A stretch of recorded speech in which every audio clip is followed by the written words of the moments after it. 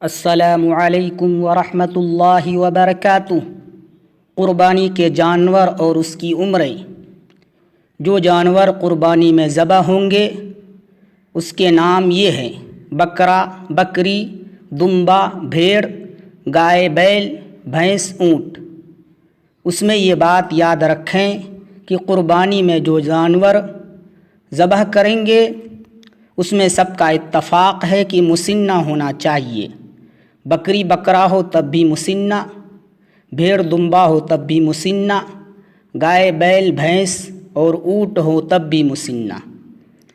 صحیح مسلم میں حضرت جابر بن عبداللہ رضی اللہ تعالیٰ عنہ سے روایت ہے کہ رسول اکرم صلی اللہ علیہ وسلم نے ارشاد فرمایا: لا تذبحوا الا مسنۃ، قربانی میں مسنہ جانور ہی ذبح کرو۔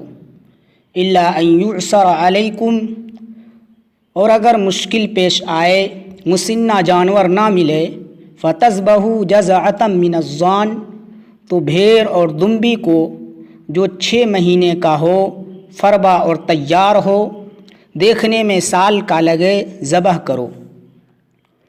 اس کے علاوہ اور جانوروں کے کم عمر کی قربانی درست نہیں، سوائے بھیڑ اور دمبا کے۔ مسنہ کسے کہتے ہیں؟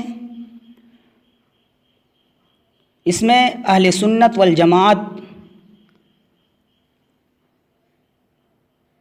اور غیر مقلدین کے درمیان اختلاف ہے۔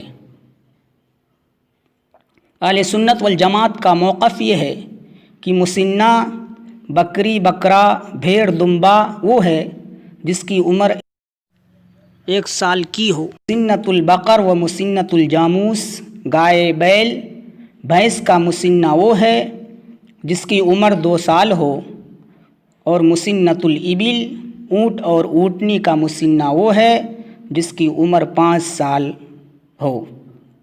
یہ ہمارے موقف ہے۔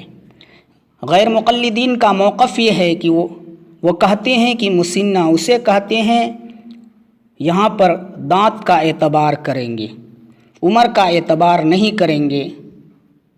جو 2 دانت کے ہو اسے مسنہ کہتے ہیں، جو جانور 2 دانت کے نہ ہو تو قربانی درست نہیں ہوگی۔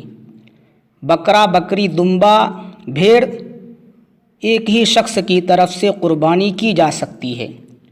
گائے بیل بھینس اور اونٹ 7 آدمیوں کی طرف سے قربانی کی جا سکتی ہے، بشرطے کہ سب کی نیت ثواب کی ہو، گوشت کھانے کی نہ ہو۔